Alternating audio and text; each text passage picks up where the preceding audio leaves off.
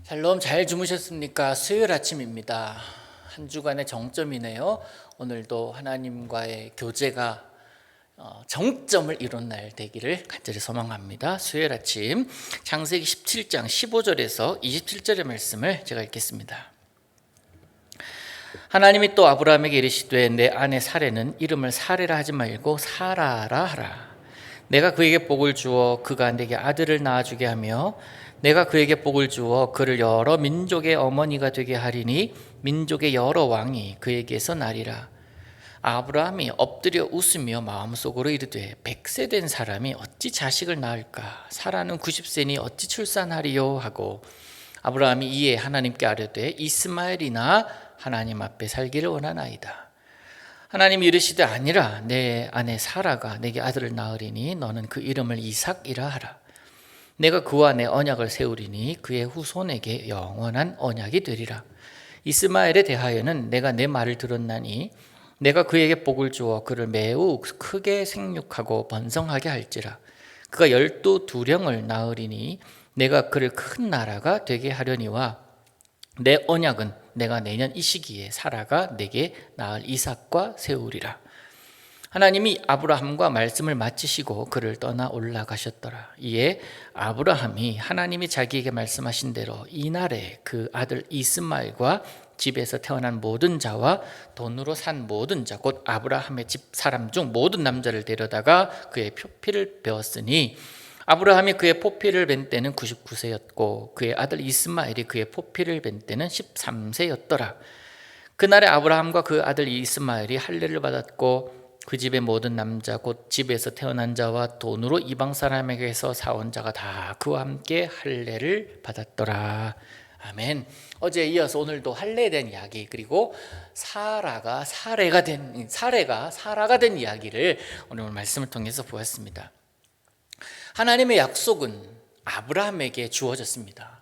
아브라함에게 나타나셔서 명령하셨고 그 아브라함을 내가 복이 될지라라고 하나님께서 선언하셨습니다. 그러나 아브라함에게만 그 말씀, 약속이 적용된 것은 아니죠. 아브라함과 함께 공동체를 이루고 있는 모든 이들에게 그 하나님의 약속이 임했습니다. 그리고 호칭도 아브라함만 된 것이 아니라 그의 아내 사레도 사라로 이름이 바뀌었습니다. 사라는 왕비를 뜻합니다. 왕을 뜻하고 그러니까 아브라함은 왕이에요. 그 사라는 왕비입니다. 아브라함과 같이 하나님의 나라의 왕권을 약속받은 열국의 어미다. 열국의 열왕의 시조가 됨을 상징합니다. 한편 이 아브라함은 고령이라는 현실과 이미 이제 13년 전에 얻은 이스마엘 그들로 인해서 하나님의 약속은 점점 희미해 갔다라고 제가 말씀을 드렸잖아요. 현실적으로 하나님의 약속이 이루어질 것을 희박하기 때문에 하나님께서 다시 그 약속을 말씀하셔도 웃어요. 17절 보시니까 아브라함이 엎드려 웃으며 라고 이야기를 하거든요. 그런 모습을 보이거든요. 왜요? 하나님이 아무리 사라에게 복을 주셔서 아들을 낳게 하고 또 복을 주셔서 여러 민족의 어머니가 되게 하시겠다라고 말씀하셨지만 현실적으로 불가능한 일이기 때문에 그렇습니다. 어제 말씀드렸잖아요. 현실적으로 불가능한 것은 누구의 시선이에요? 아브라함의 시선, 자기의 시선입니다. 하나님은 불가능한 일이 없으신 분이신데 그러니까 그 얘기를 들으니까 아브라함이 웃어요. 그러면서 속으로 아이고 내 나이가 몇인데 지금 나는 100세고 사라는 90세인데 어떻게 출산하겠나. 그러니까 아브라함이 뭐라고 합니까? 무슨 단어를 써요? 이스마엘이나 라는 단어를 쓰잖아요. 이스마엘이나 하나님 쓰십시오. 하나님의 권리, 하나님의 능력, 하나님의 계획을 자기 스스로가 축소하고 있습니다. 큰 오산입니다. 하나님이 하시겠다면 네 주님 하면 될 것을 웃으면서 이스마엘이나 뭐 하시지 뭘 그러시나 라고 생각하는 것 하나님 앞에서 큰 범죄입니다. 현실적으로 보는 시각. 그래서 늘 말씀드립니다. 하나님은 현실보다 크시다.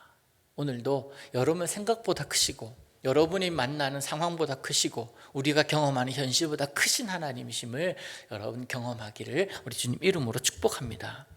사람은 나이가 들어갈수록 또 몸이 지쳐갑니다. 또 마음도 지쳐갑니다. 원하는 것, 바라는 것이 이루어지지 않으면 나이가 들어갈수록 그것은 점점 기회가 줄어드는 것이 현실입니다. 아브라함에게도 마찬가지로 약속이 이루어지는 것이 점점 불가능한 일이 되어갑니다. 그러나 믿음의 사람이 가져야 될 마음이 뭡니까? 나는 늙어가고 나는 기력이 쇠하여가고 나는 예전과는 다른 모습이다 할지라도 우리 하나님은 영원하신 하나님이시다라는 것을 믿는 거예요. 그 약속은 어떤 모습으로든지 이루어질 것이다 라는 믿음이 우리에겐 필요합니다. 제가 일전에 말씀드렸죠. 하나님을 만난 아브라함은 하나님의 음성을 듣고 하나님께서 지시할 땅으로 가라. 그래서 순종해서 갔다. 그래서 믿음의 사람이 되었다라는 것이 아니다라고 오늘 본문에도 그렇습니다. 여전히 의심하고 하나님 약속을 잊어버립니다. 이스마엘을, 그리고 오늘 본문에서 17장, 어제도 그랬지만 17장에서 나타난 하나님은 이스마엘 태어난 지 10년이 지나 12년, 13년 지난 후에 다시 하나님께서 나타나십니다. 그러면서 말씀하십니다. 12년, 13년 하나님과 동행이 있었고 말씀이 있었지만 성경에 기록하고 있지 않은 것은 아닌지 모르겠지만, 그런데 말씀 속에서 볼 때는 침묵하시는 기간이 있습니다. 그러면 사람으로서 어떻게 되겠습니까? 상실해 가는 그런 마음 있지 않았겠습니까? 여전히 의심하고 여전히 하나님의 약속을 믿지 못하고 현실에 살아가다 보니 그 약속을 어느샌가 잊어갑니다. 그럴 때마다 하나님은 속 터지지 않으시겠냐고요. 제 약속을 하시고 다시 나타나셔서 다시 상기시키시는 하나님이십니다. 하나님은 아브라함의 불신에도 불구하고 아들을 약속해 주시고 이름까지 지어주십니다. 이삭, 웃음이라는 뜻 아닙니까? 물론 하갈도 유사한 약속을 받았습니다만 이건 사라가 임신하기 전이었고 언약의 약속을, 자손을 낳는다라는 것과는 좀 다릅니다. 하나님의 계획은 아브라함과 사라였어요. 그들을 통해서 이루어지는 민족의 번성 아닙니까? 그들을 통해서 하나님의 나라를 강대하고 하고 그들을 통해서 번성하게 하실 것을 계획하셨고, 그 계획대로 하나님은 기다리셨다가 아브라함이 언제 때? 100세 때 하나님은 그 약속, 그 언약을 이루시는 그런 분이십니다. 이삭은 그래서 어찌 보면 약속의 시작부터 약속이 이루어지기까지, 성취까지 하나님이 그 가문을, 특별히 아브라함, 그의 인생길을 주관하고 주도하고 계시다라는 징표일 수 있습니다. 이삭이요. 그 이삭으로부터 또다시 시작되잖아요. 그 언약의 성취가 시작됩니다. 이삭의 배다른 형인 이스마엘에게도 하나님은 복을 주십니다. 12부족의 시조가 되게 하는 복을 주시지만 본질적인 하나님의 약속은 이삭에게였습니다. 이삭과 이스마엘의 관계, 하나님의 언약을 다시 한번 확인받은 아브라함은 즉각적인 순종을 보입니다. 이스마엘 아니었구나, 이삭이었구나, 내가 잘못 생각했구나. 그러면서 하나님 말씀하신 대로 그날 바로 할례를 행하죠. 이런 빠른 순종은 새롭게 상기시켜 주신 하나님에 대한 반응입니다. 하나님의 뜻이 이것이구나, 알겠습니다. 내 생각과 내 판단, 상황에 따른 내 결정이 아닌 하나님께서 하신 말씀대로 내가 따르겠다라는 그런 즉각적인 반응이에요. 23절 보시면 이해라고 말하죠. 이해. 그런 하나님께서 약속하신 그 말씀을 다시 한번 상기시키시자 이에 아브라함이 하나님에게 자기 하신 그날에, 이날에, the day라고 지적하거든요. 그날에, 이날에 말씀하신 바로 그날이에요. 이 날을 이야기하면 또 반복하면서 아브라함 부자의 할례뿐만 아니라 많은 자기 가족 돈으로 사온 종들까지도 할례를 행합니다. 그리고 이날이라는 것, 아브라함 부자의 할례 나이를 언급하는 것은 하나님에 대한 확실하고도 즉각적인 순종을 보이고 있다라는 성경 기자의 증거일 것입니다. 또한 이 아브라함의 집에 속한 남자들 모두가 할례를 받는 것, 어제도 말씀드렸다시피 하나님의 약속이 아브라함에게만 머무는 것이 아니라 그와 함께하는 공동체, 그 공동체에게 주시는 복이 있기 때문에 그렇습니다. 아브라함 공동체, 그들이 바로 믿음의 역사를 써 내려가기 시작한 공동체라는 것을 알 수가 있고, 그런 믿음의 공동체로서의 자격 요건을 갖추고 있는 그러한 민족이다라는 사실을 우리는 알 수가 있습니다. 생각해보면 아브라함이 아브라함 된 것은 하나님의 은혜입니다. 하나님과의 만남이 있었고 하나님께서 찾아오셨고, 또한 이 아브라함은 그 찾아오신 하나님을 거절하지 않고 거부하지 않고 받아들임으로 인하여 시작된 것입니다. 여러분, 굉장히 중요한 원리입니다. 하나님은 여러분 찾아오셨습니다. 손 내미십니다. 여러분과 함께 하십니다. 그 하나님, 여러분과 함께하는 하나님, 손 내미시는 하나님, 그 손 붙들지 않으면 하나님과 관계없는 자가 되는 것이고, 여러분에게 찾아오신 그 하나님을 인정하지 않으면 내 인생은 나의 것이 되는 거예요. 좀 힘든 삶을 살지 않겠습니까? 만남이라는 것이 그런 겁니다. 소통이라는 게 그런 겁니다. 여러분, 그 만남의 기억, 하나님께서 여러분 찾아오신 그 기억이 있습니까? 한 번이에요. 그 한 번이 일상이 되어가는 게 신앙생활입니다.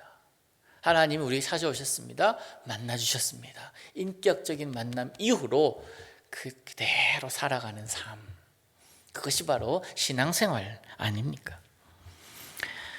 아브라함을 아브라함으로, 사례를 사라로 바꾸어 부르시는 하나님, 오늘 우리도 하나님이 택하신 자녀로서 우리는 살아가야 될 것이고 우리를 그렇게 불러주십니다.